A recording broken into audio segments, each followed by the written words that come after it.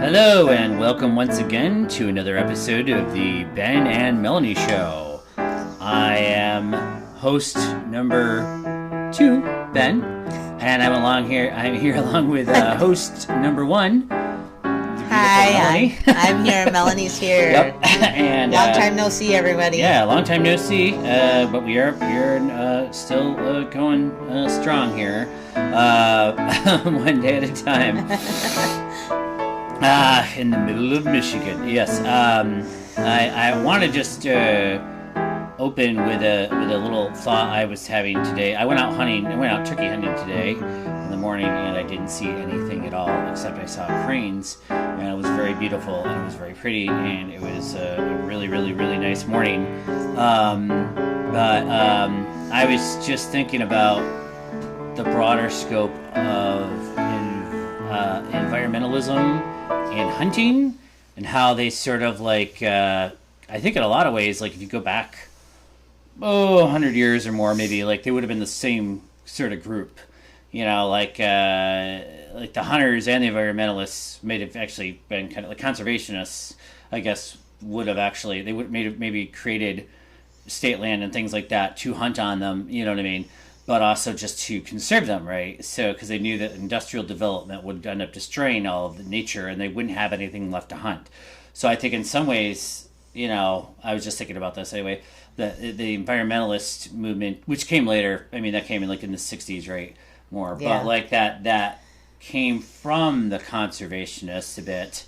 Anyway, I feel like the two groups don't have to be at odds necessarily, as much as they seem to be sometimes. Hunters don't have to hate environmentalists, and vice versa, if that makes any sense. So I feel like sometimes there's hunters that are literally just trying to antagonize. They're just out there to try and antagonize environmentalists, shooting bears in their den or wolves from helicopters. That's just there to piss people off. And then on the other hand, I also feel, this is my rant, by the way, I also feel like that the same thing happens on the other side of it too. I just saw a news article about how 2 PETA members super glued their hands to a Starbucks lobby because they're to protest milk basically and dairy being in Starbucks coffee. And they super glued their hands to the front desk at a Starbucks, which it seems insane and ridiculous, and makes people who are environmentalists, or at least people who are vegans or pro against eating meat, maybe at least look crazy. It's just is that the point, to make them look crazy? I don't know. So both sides of it. You know what I mean? I'm gonna bring in a third perspective. Mm-hmm.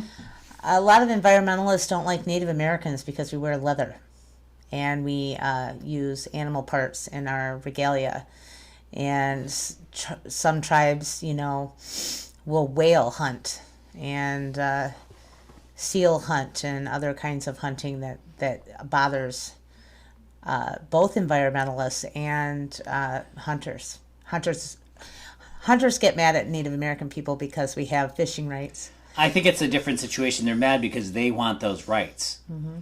So if they see natives getting unlimited fish, they want to get unlimited fish. Right, but here's the thing. Native Americans would never fish a thing to extinction. Why? Because we believe in conservation. That's a broad... just saying straight up, one large group of people wouldn't do a certain thing. It doesn't mean individuals of that group wouldn't, you know what I mean? Greedy, less scrupulous people. I'm sure, too, that in previous thousands of years of our existence, we probably did that once and learned not to do that again. And that's probably why we have this in our tribal societies.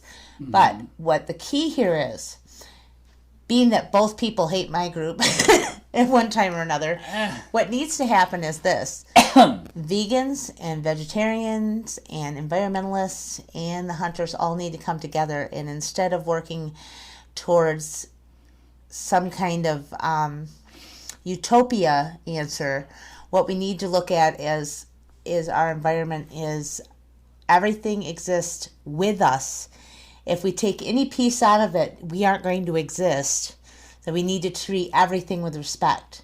So you don't overhunt. You don't overcut trees down. You don't dirty all the water. You don't pee in your own water that you need to drink. You don't pipe it and put it somewhere else. You don't, overfish until there's nothing left. It has to be a sustainable way of living. But, yeah, right. Okay. So I think that those I two get that. groups And that's what can I'm meet in saying. the middle. Yeah, that's what I'm saying too. Is essentially they should be on the same side as far as people who want to not destroy all of nature.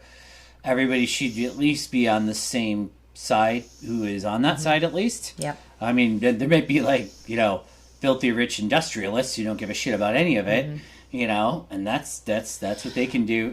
They're maybe on the opposite side from hunters and environmentalists who should have more of a coalition, and natives maybe who should also be in that coalition. There should be like a broader movement of some kind that would give them much more lobbying power in Congress. And for more federal protections for things like buffalo and things, so. And we really need to remove something here. We need to clarify something. A hunter will hunt for sustenance for his family or to protect his family. Sportsmen are not hunters. They are trying to kill the last lion, or it's all about the I agree the that trophy, and that is not bad. a hunter to me. It looks bad, but I also think there's a lot hunters. of money there. I think you have to look at it like that, and it's a whole economy. You know what I mean? Especially in places like Alaska and in Canada, there's people who pay a lot of money to go up there to hunt. That's true. And but what I'm saying is there is a real difference trophy, between a hunter and those people. They shouldn't be grouped into the same thing, because those people are basically it's trophy hunting. It's not the same thing as eating the animal you're killing. I think they do eat the animal. But it's not their main objective. Their main objective is to get the trophy. You got to stop generalizing here. I'm confused about what you're talking about. Who are you talking about here? I'm talking about people that hunt from that shoot bears in dens, and people that shoot fish in a barrel and that go out and I don't know, that go out and kill lions or whatever. And then you see them on Facebook with their kill. Yeah. That's what I mean. You're talking about very, very specific billionaire people. Really, I get that. But there's a lot more people that pay money, Mel, to go hunting, okay, up north and to hunt caribou and things like that. And there's nothing wrong with that, okay? That's what I'm saying. That's okay. There's people that make money off that. There's a whole economy that's based on that. And tribal people make money too, because a lot of times they're the scouts. Take them out. And it sounds like you're attacking that, and I'm like, they do eat the meat though. I don't believe that is the same thing. I know that there are people that go certain places to hunt other kinds of game, but their intent is to eat it. But my point is I don't want hunters. I think the word hunters being used on these people that kill the last lion. We're getting lost here in the can't see the forest through the trees. I feel like we're getting way turned around here. Okay, I know billionaires suck. We don't want them hunting, killing lions. I get that. I can agree with that. That's up for our government to figure that out. I'm talking about just creating a broader coalition again between environmentalists and hunters, okay? Instead of just can we put that over here in a box? This other issue you have. I'm sorry that there's billionaires out there that suck. They do. They probably hunt fucking people, dude. That's that's gonna be what they do. Anyway, I feel like that. Let's just get at that. I'm sorry. I know what you're talking about. I know there's some Trump or something that killed a lion or whatever, and there's a dentist that killed somebody. But dude, yeah. I mean, I just am. I'm pro hunting. And also pro veganism, if you want to be that way, I want to save the things and I want to make it sustainable for everyone. And I wish we would. I agree with you that we should work together. For somebody else to decide on the laws to decide who can hunt what, where, and when. I mean, there's scientists and stuff that study that. I just am trying to define the word hunter when I use it. I'm not talking about the billionaires. Short and sweet. That's what I meant. I know. I think that, like, I don't know. To me, that's not what that means. So, but there's a lot of people that go hunting for all kinds of reasons, And a lot of it, most people I've ever met that do it, they do eat the meat at least, or at least don't eat the meat, So it goes somewhere. I mean, I would assume even like some rich guy, going out to Africa to kill an elephant or whatever the hell, which is wrong. I agree. But if they did it, I'm assuming that at least the meat gets donated somewhere. I would hope, but maybe not though. Hard to say. I don't know. That would be considered bushmeat, right? Yeah, but I don't know. I don't know what the case is, but what I'm saying is for me, I guess I have a very specific definition of what a hunter is because of how I was taught. I know. That, you shoot it, you eat it. That's the way it is. Anyways. Well, anyway, getting more on that climate thing. There was a guy, let's see here. What was his name again? His name was Wynn Bruce. Yeah, Wynn Bruce just killed himself, which sucks really bad. He died by lighting himself on fire in front of the Supreme Court. This popped up on my Reddit feed today, or actually yesterday, I should say, out of the blue. I think it did make like CNN and stuff like that. None of the mainstream media, I hate to talk like that. Mainstream media. No, I hate to talk like that. I really like CNN actually. I like them for their coverage of the war and everything's great. They're really good at that. But none of them are covering this for some reason very well at all. It turns out some Reddit sleuths basically did a little digging and immediately found his reasoning why he did it, because the news didn't say anything about why he did it. They just said, man burned to death on steps of Supreme Court. And in other news, it was just very, very much blowy-offy, very bizarre, actually. Like, don't you want to know why? Good God. Yeah. Anyway, so he just did this, and it was apparently because of climate change. So he was a Buddhist, apparently, who had planned this for well over a year. This is a major protest of activism, really. Because we missed the last deadline, right?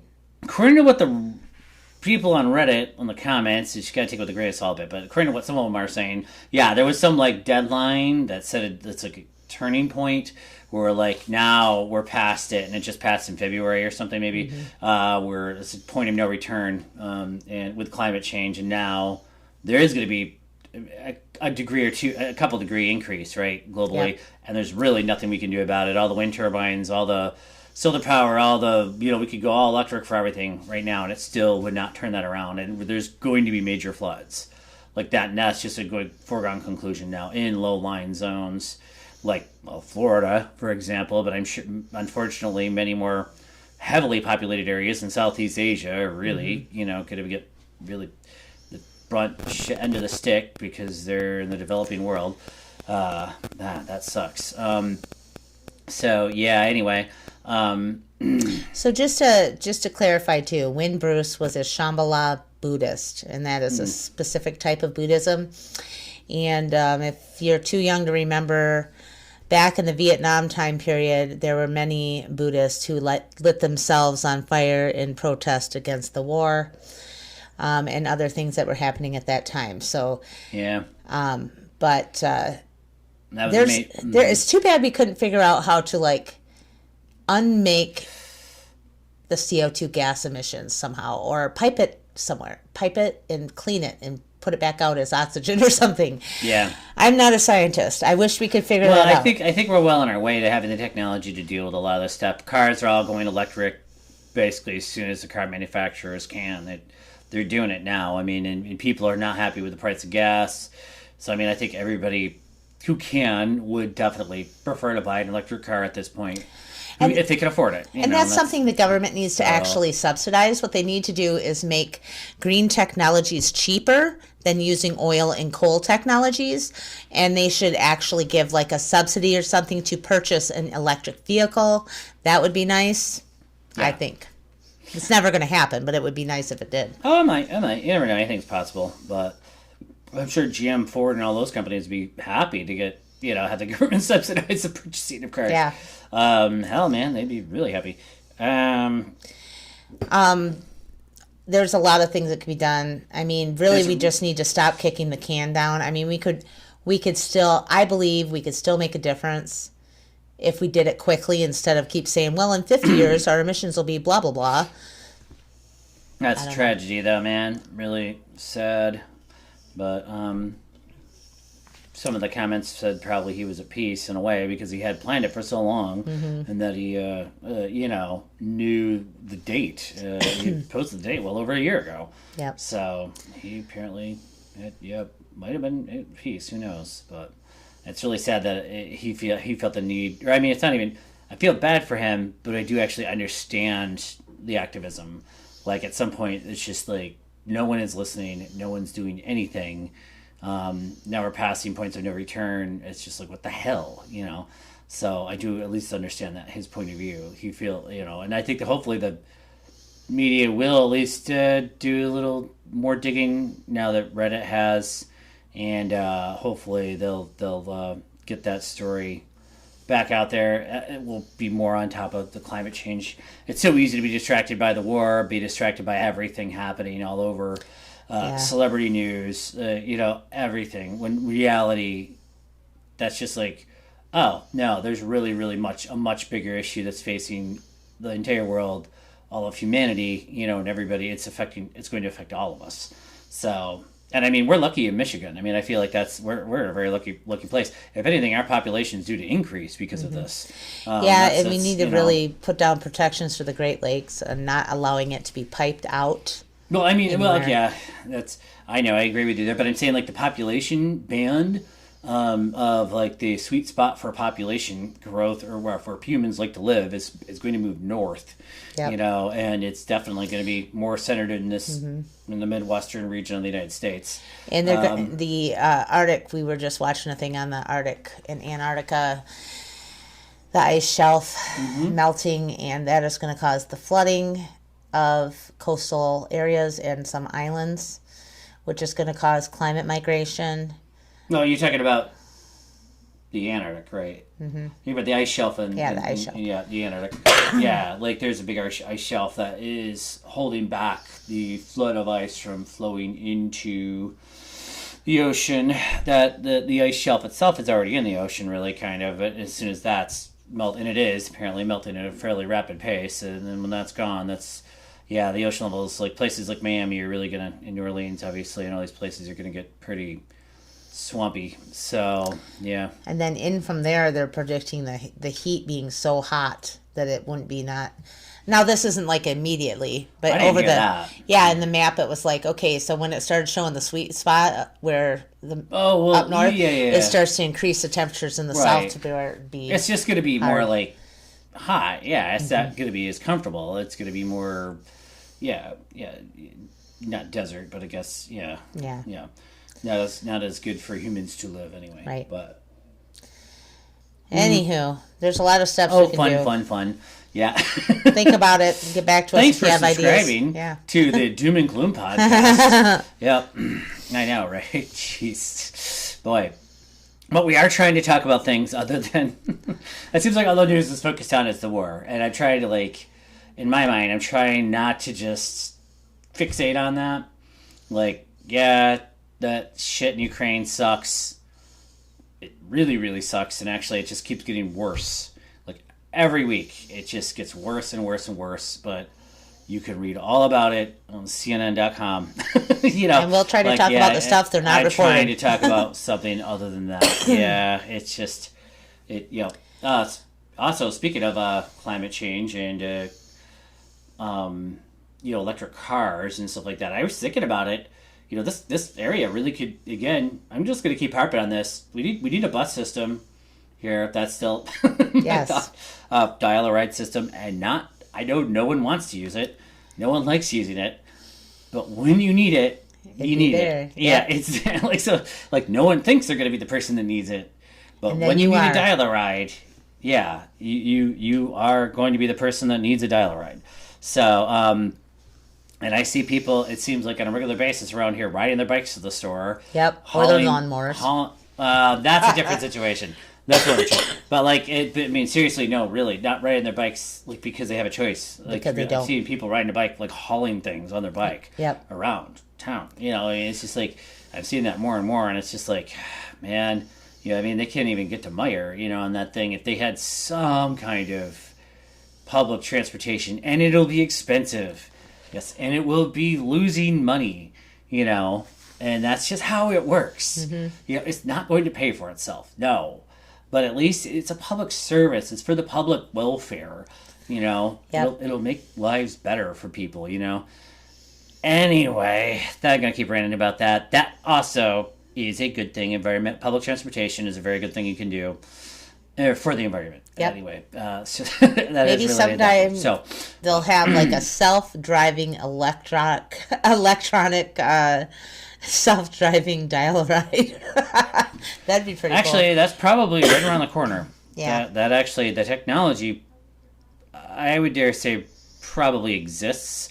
It's more about the regulation. Yeah. You know, the regulations probably don't exist really for that. So, like the legal aspects of it. So, if there is an accident, who's to blame? Is it the other driver, the artificial intelligence, or what? So, but I mean, technologically, I'm sure that's not. Yeah. They don't have to have a driver. You're right.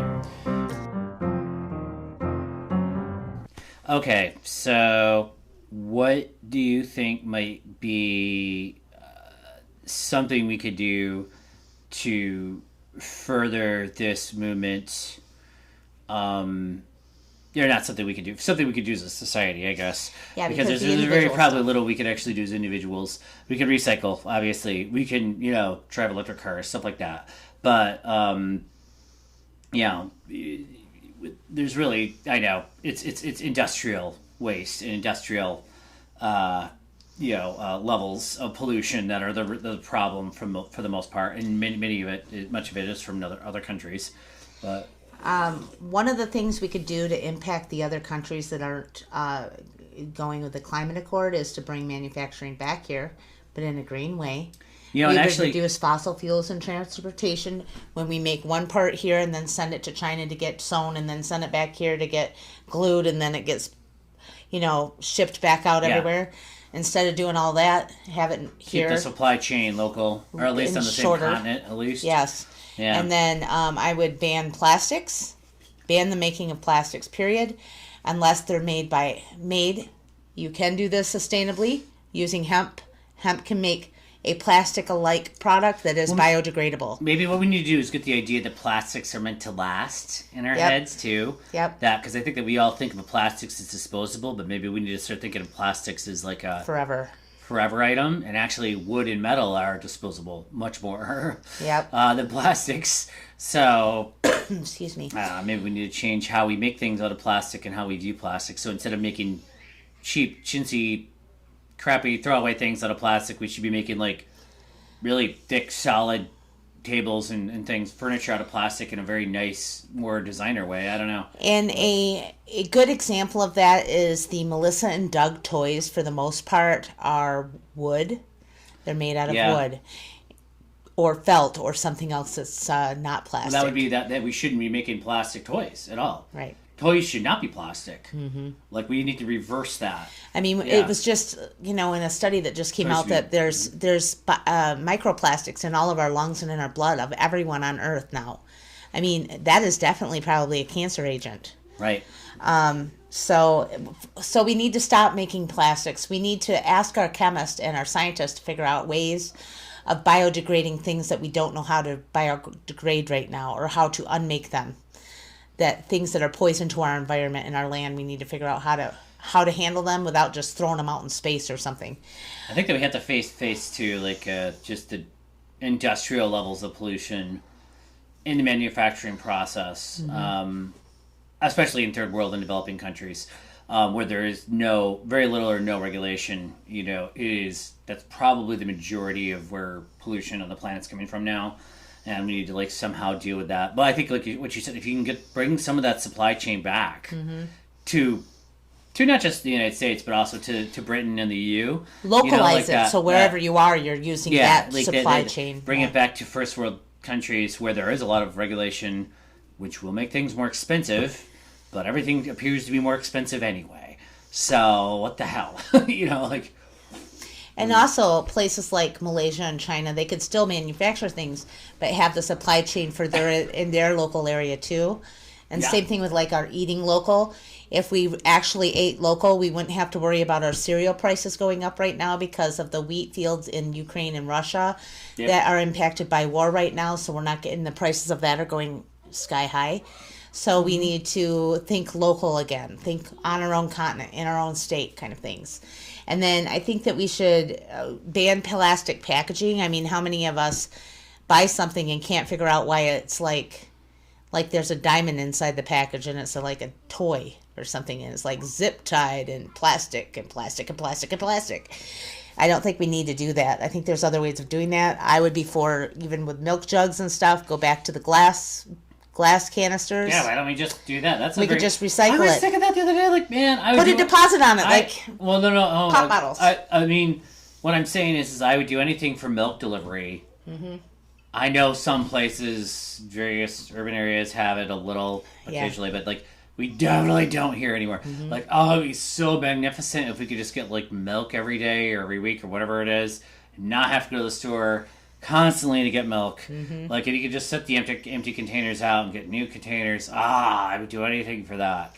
It would save so much pain in the ass time messing around getting milk constantly, especially since we have kids. Yep. I know a lot of people who don't have kids. A lot of people who don't have kids, though, they don't drink milk at all, so they don't even notice.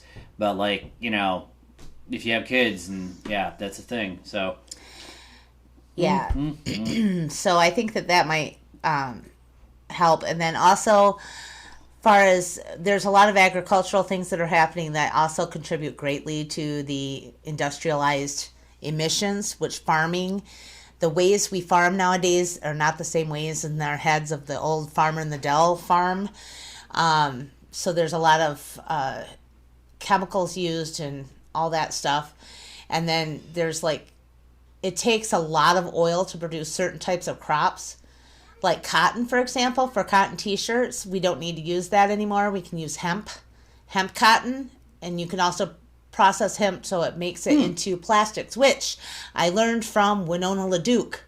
She has a website about her hemp farm that she is transferring things into, try to make it a renewable source that won't pollute. So there are, I think, a lot of things we can do as citizens and just lobbying and legislation and putting pressure on where it needs to be, because I think the industrialists or corporations and industrialists, I consider Bill Gates and Elon Musk, people like that, industrialists at this point in time, they have an outsized amount of power, and they're the ones that can probably make changes. So I almost feel like somebody should tweet them or something to get them to do something, they have that power more than the average human on the planet, obviously. Right. We might have more power too than the average person in a developing nation, actually, to be fair. But there's ways that we can get this, not it's past the point of no return, right? But at least we can start to we need to try to do something immediately. This isn't stuff that kick the can down the road. We need to start putting pressure on now. That's what I feel like. I think people have just heard it so much over the past since literally our entire life. Yep. Since Jimmy Carter, they've just heard it and heard it and heard it and heard it, and everybody's just nothing's happening, whatever.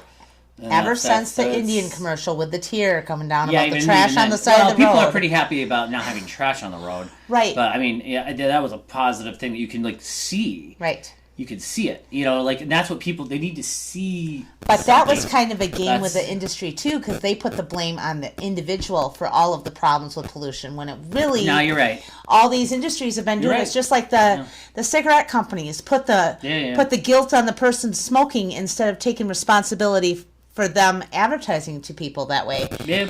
So we need to actually put that pressure back where it belongs, and then do everything we can as individuals to not buy things that are packaged. Try to visit stores that don't. There are anti-packaging stores where you can bring like glass ball jars in there and get your shampoo and stuff. Those exist in some places. For the places that don't have that, maybe you entrepreneurs out there could start a business doing that. Those kind of things. So the bell jar. Ha! Not the bell jar. Oh, ball jar. The ball canning jars. What do you say? The ball. I said ball. All right. Well, yeah. We're not that depressed yet. Okay. Well, anyway, I'm glad we talked about this a lot more. But yeah, at least this, I think we can honor this guy's memory by like talking about this more, having the debate about it at least, and like getting discussion. Well, now we are. The discussion is going. I mean, I've never seen more comments. I mean, I have seen more comments. I've seen a lot more comments though now about this particular issue online. Yeah. In places like Reddit, at least. I don't know about Facebook as much, but some corners of the internet. Yeah. And all right. I think we can probably move on to our next subject now, right? Okay. Yeah, Texas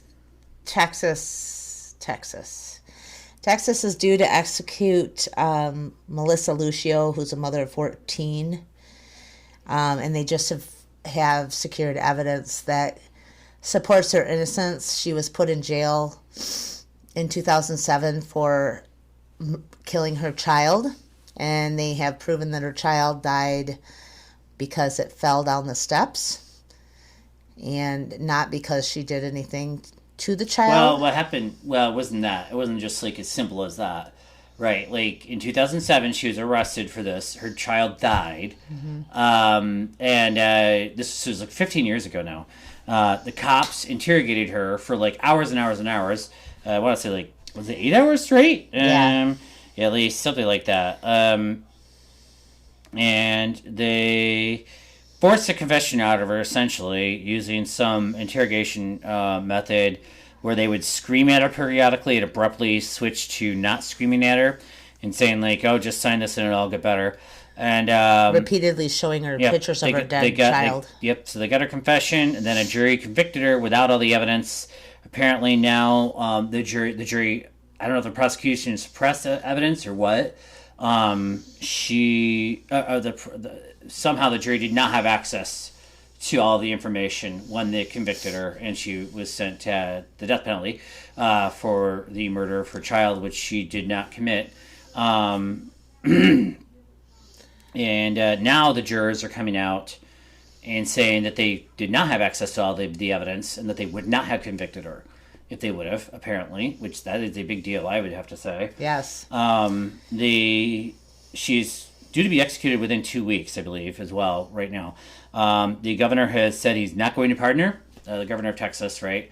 But the Texas legislature has said, I think they did pass something asking for her to be pardoned, bipartisanly too, right? Like it was, yeah. Let me look it up here. Yeah, so it is incredibly messed up that could happen in the United States at all. That it's just a pretty much an innocent person. Yep. Like you said, they were just like moving stuff out of a house or something. They were getting ready to move to another place. And she was packing stuff, as said in the article, like they were packing stuff and all of a sudden they didn't hear her little girl playing, so they went to look for her and they found her at the bottom of the steps. Yeah, the New York Times article says that 5 jurors in her case have come out in favor of clemency now too.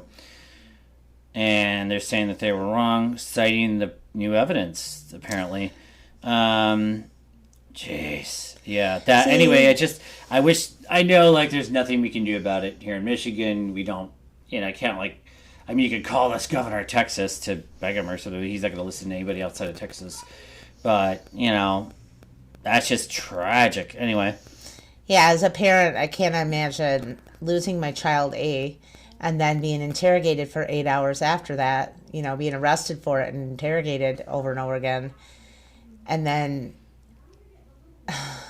Yeah, she was interrogated for hours. The police didn't think that she reacted correctly. apparently, which might have been some kind of like gender bias or something. They also said that the woman was a previous victim of physical and domestic violence and would have caused her to react the way that she did because of that previous experience. I'm assuming she just acted non-emotional, and they thought that she should have been crying, right? And maybe she was. And that's a just trauma shock. response too. Yeah, she just It's trauma a shutdown. or shock. She shut down. She just shut down, Yeah. and they're like, "Why aren't you crying? Well, you're under arrest." You know. So And she, oh yeah, right. Oh, one last little thing. sorry. They said that she was pregnant with twins at the time, right? Holy shit, you know, like, they interrogated her. Yep. And they didn't care. They kept her in that seat for 8 hours, interrogating her.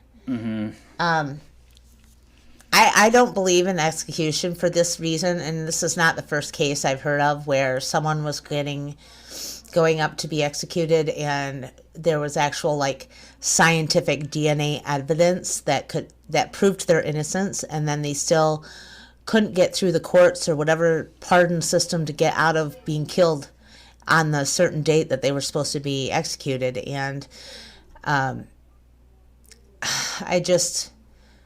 my heart as a parent goes out to this woman, and the idea that this could happen to anyone, because any one of us parents could have an accident where a kid dies, okay, of a fall. I mean, that's the most common thing a kid does is fall off of something because they're jumping on something or doing something, because kids basically have no fear.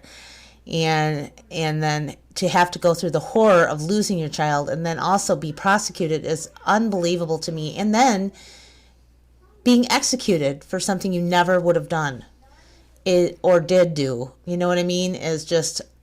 No, I'm actually, I used to be on the fence about it a little bit, but now I'm definitely against the death penalty. The more I read about the history of the death penalty, and I mean, not that I ever really supported the death penalty, because Michigan does not have a death penalty, which is awesome, but the more I read about it, look up George Stinney Jr., youngest person to be executed. He was executed, I should say the youngest American with his birthday confirmed. Was executed in the 20th century, and he was executed at 14 in 1944. Of course, he was African American, and of course, I don't believe he was even guilty. Let me look this up. Okay, I should probably let you explain this, actually. Okay, so I'm looking it up on Wikipedia. There's a whole huge article on it. There's a long investigation. There's a lot of things that happened. What essentially happened, there was two little girls. One was named Betty and one was named Mary Emma. They were friends. They were not sisters. They were discovered in Alcolu, South Carolina, on the black side of this town. It was sectioned off, white and black. And they were found having died of blunt force trauma to the head. The only time George Stinney saw these children was with his sister when they were standing in their front yard, and the girls stopped their bicycles to ask where the maypops were, which are a local name for passion flowers. And then him and his sister told them what they knew about the flowers, and then that was the last time they saw them. The bodies ended up being...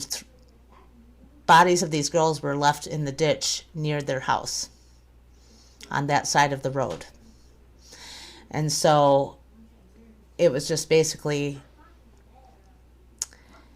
they murdered a African American boy for the deaths of two Caucasian girls because of proximity to the body. He was just literally just around. He was only 14 years old. He was out in front with his little sister, who was only 7. He was... When they saw the girls alive. I unfortunately saw a picture on accident of his face while he was in the damn electric chair, and it hurt my soul to see that. It got posted online by somebody saying that the United States basically has a horrible history of executing innocent people. Mm-hmm. They electrocuted him, and it was botched or some bullshit too. Literally, it was the worst thing I've ever saw. His parents? I just wanted to cry. I'm just like, it was a child. like literally crying. Like he didn't even know what the hell he was even doing there, and like they have exonerated him now post mortem. Posthumously. Yeah, 77 years. In 2014. 77 years after they killed him. They exonerated him, and said they made a mistake and that he didn't really do it. There was no evidence that he did anything. There was no evidence. Yeah, right. Here's the other horrible thing about this. The parents of the boy were only allowed to see him once when he was first arrested, and were not allowed to see him prior to the execution because everyone was threatening them with there was no black people allowed at lynching. Court even, actually, at that point. I remember, like... So he didn't even get to have his mama and daddy visit before they killed him. I don't even want to thinking about this. It like hurts me to my core. Anyway, so I am diametrically opposed to the death penalty at this point. Like, it's just too mistake prone. Too many innocent lives are destroyed. Yep. Two wrongs does also not make a right, in my mind. No, not at all. Or like an eye for an eye will make the whole world go blind. That's another true. way of saying it. It doesn't make anything better. I don't know. The real murderer was never technically found. They did accuse a person named George Burke. He was found guilty and also vacated posthumously, so they don't know who did the actual crime. Anyways, I am not for executions at all. I'm glad that Michigan is not an execution state. Yes, that is a good thing. Oh my gosh. So this is the most fun episode we've ever done. Sorry. But really, if you're still listening by now. Anything anybody can do. Write your congressman about that woman on death row. Ask for clemency. Ask for stay of execution. Yeah, she is innocent. She should not even be there. So the media should be covering things like that right now a little bit. I mean, I know they are a little, but they should be a little more. And it's I do think they're a bit fixated on Ukraine, and I totally agree. That's what they're good at. They're good at covering Ukraine and wars in general. But this is just wrong. Anyway, is there anything else you want to talk about today? On a slightly lighter note, I don't know. Can we make this? I don't know. Can we edit it? Everybody probably by now has heard about the Oscar slap and Will Smith. And there's been a lot of we've been on for so long that we haven't even talked about that, have we? Well, there's been a lot of analysis of the video and everything, and then of Jada looking at Will. Will laughed at first until Jada looked at him, and then he went bonkers on Chris Rock. Okay, and then there's been other videos and stuff that come to the surface since then that Jada had posted on her Instagram account, which basically is her videotaping without his permission, Will Smith, and also gaslighting him on camera and other emotional things that basically looks like he's going to cry, but she just keeps picking at him. And then we have this, the last week we've been hearing a lot about Johnny Depp and Amber Heard defamation trial, and lots coming out about Johnny Depp being emotionally abused by Miss Heard and her making false abuse allegations to crush Johnny Depp. And anyways, I noticed that the online community of women are coming out to recognize that Will Smith and Johnny Depp are being emotionally abused. It does happen to men, and we need to recognize this as a society that this happens, and that abuse doesn't know a gender or an age, and we need to support when this happens to people that cause them to give a trauma response. Basically, previous to that too, for the Will Smith case, she had went on a national television show with him and then told him that she had cheated on him and that he wasn't good enough in the bedroom or whatever, wasn't man enough or whatever like that. And then this happens at the Oscars, and she gives him that look, and he goes up and slaps him, almost like to prove he loved her or proved his manhood somehow. And that type of manipulation from a person in a relationship is just wrong. And it doesn't matter whether it's a man or a woman. And we need to recognize that this happens to men. And I know that the LGBTQ community is very well aware that this can be on the opposite foot with spousal and domestic violence that happens in their community as well. And we need to be aware and be able to be there to help and offer support to get mental health services out there to everyone that needs it. So, sorry, that was my big long diatribe. Ben's real quiet over here. I don't know. I don't really. I agree with you. I don't know if I have a lot to add. That's all. I do think, Will Smith is. I think he shouldn't have done it. That as far as that goes, but right. I feel like he definitely looked like he actually thought it was legitimately funny in the beginning of the joke. That he looked like, oh shit, I better do something about this, and that's what he felt like he should do. Yeah. And that because he felt like there'd be consequences to his actions if he didn't do something about it, which is a pretty shitty thing to feel in a relationship. Yep. So that and Amber Heard shitting on the pillow and cutting the tip of his middle finger off. She cut the tip of his middle finger off. Oh my gosh. Yeah. Anyway, I don't normally even listen to the celebrity news, but this stuff has been so big that it actually got in my biosphere, and I've had to analyze it. What's actually going on?